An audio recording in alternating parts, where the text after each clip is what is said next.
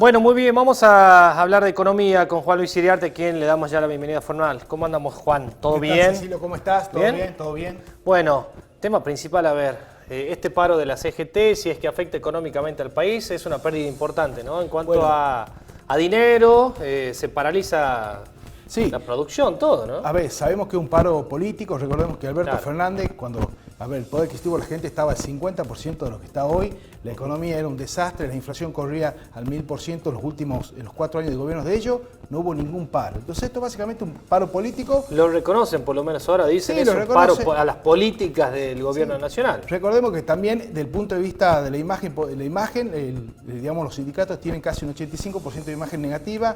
La verdad que políticamente le termina haciendo un favor a Javier Milei en este momento, porque es así, es una campaña publicitaria sin cargo que le hacen a Javier Milei, porque es recordar lo que la gente quiere dejar atrás, que es, digamos, el paro ilógico a un mundo que está cambiando, ¿no? Bueno, Juan, el tema de la semana con respecto a la economía fue, a ver, lo que sucede entre Estados Unidos y China, aranceles, Trump, Xi Jinping, ¿qué pasa? Bueno, a ver, es la guerra comercial. Esta guerra comercial, recordemos, arrancó el año 2019, cuando Trump ya se empezó a enfrentar con China, en el cual ya arrancaba el tema de los aranceles.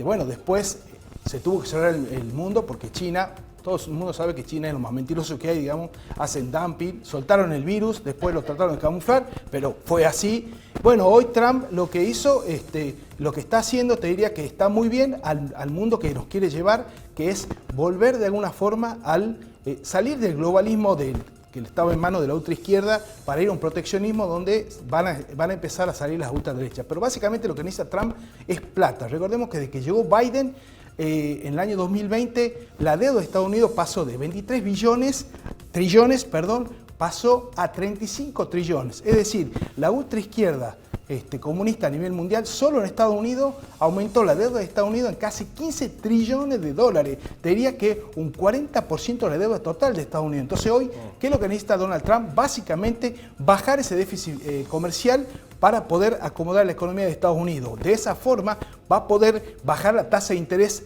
de los préstamos de Estados Unidos. Recordemos que un americano no tiene dinero como nosotros. El americano debe todo. Debe la casa, debe el auto. La famosa hipoteca.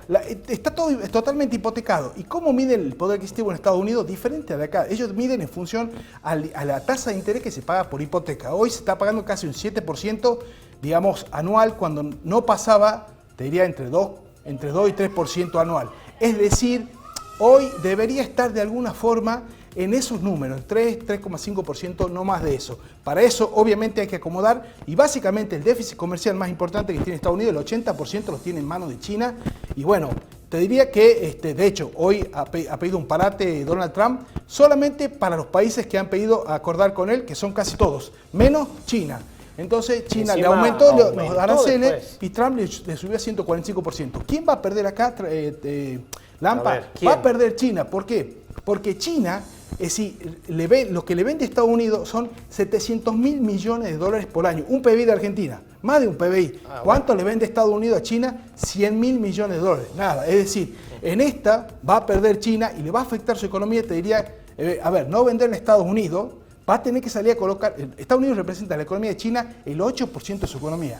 Si mañana tiene que salir China a colocar el 8% de su economía, no va a poder y obviamente va a generar una crisis interna y política y mucho hambre. Por eso te digo que se va a sentar sí o sí China a arreglar con Estados Unidos, no le queda otra. Recordemos que Estados Unidos tiene el consumo más importante del mundo, el PIB de Estados Unidos es del 35% y el de China es del 12%. Entonces China está muy lejos de sentarse a negociar en los mismos valores que con Estados Unidos, ¿no? Juan, perdón, ¿y esto tiene algún impacto en la economía de Argentina? Va a ver con el dólar y eso, ¿no? Excelente pregunta. Hemos visto que obviamente si nos afectó a nosotros, pero recordemos que cuando puso aranceles a todo el mundo el 10%, ¿qué hizo Argentina el otro día? Salió a negociar. Todos los países están buscando negociar. Te diría que, y eso obviamente generó una revolución en los mercados, ¿no? A ver, estamos viviendo en esta crisis de los mercados que hoy Trump, al dilatar por 90 días, salvo con China, los mercados se empezaron a calmar. Ahora, ¿cuáles son las buenas noticias para Argentina? Que en medio de esta gran crisis, a ver, si el dólar hoy está a 1.360, ¿sí? Por darte un ejemplo, y el riesgo país está en los 950 puntos, imagínate si nosotros hubiéramos estado con lo fundamental, que es la macroeconomía desordenada, en el gobierno de Cristina y Massa, ¿no? En el año, si hoy estaríamos en julio del 2023, en abril del 2023, ya que el riesgo país, recordemos, estaba a 2.900 puntos, estaría a 6.000 el riesgo país, el dólar, la brecha que era el 200%, estaría, te diría, en un 600%, es decir, si vos tendrías un dólar a 1.200, lo tendrías a 6.000, digamos, y te hablo del año 2023, ¿por qué? Porque vos tenías desordenada la macroeconomía, tenías un déficit fiscal que rondaba los 15 puntos del PBI, y hoy tenés un superávit fiscal del PBI que supera el 2%. Es decir, hoy, gracias a Dios, tenés una economía macro muy ordenada y eso te permite atravesar la tormenta perfecta de la mejor forma. Pero para ir ampliando esto, recordemos que mañana se junta el board del Fondo Monetario Internacional ya directamente para poner el gancho sobre los 20.000 millones de dólares del acuerdo que tiene el FMI con Argentina, de los cuales se habla que habría una disponibilidad arriba del 40%. Podrían ser entre 8.000 y 12.000 millones de dólares.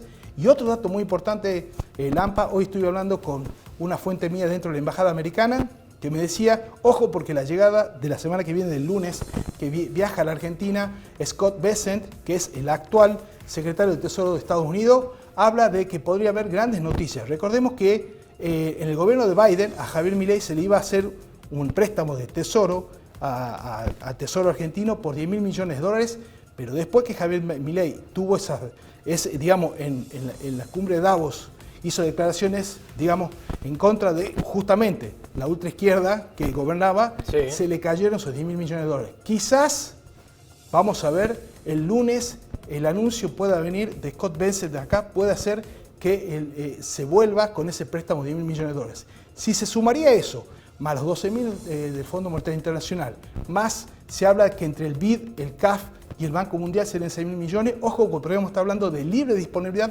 arriba de los 28.000, 30.000 millones de dólares, ¿no? Bueno, Juan, mañana te iba a decir, el próximo jueves hablamos del dato inflacionario que se va a dar a conocer el día de mañana, si no me equivoco, mañana o los primeros días del día lunes. Pero bueno, la semana que viene vamos a tener en claro todo eso seguramente. Ha sido un gusto como siempre. El gusto es mío.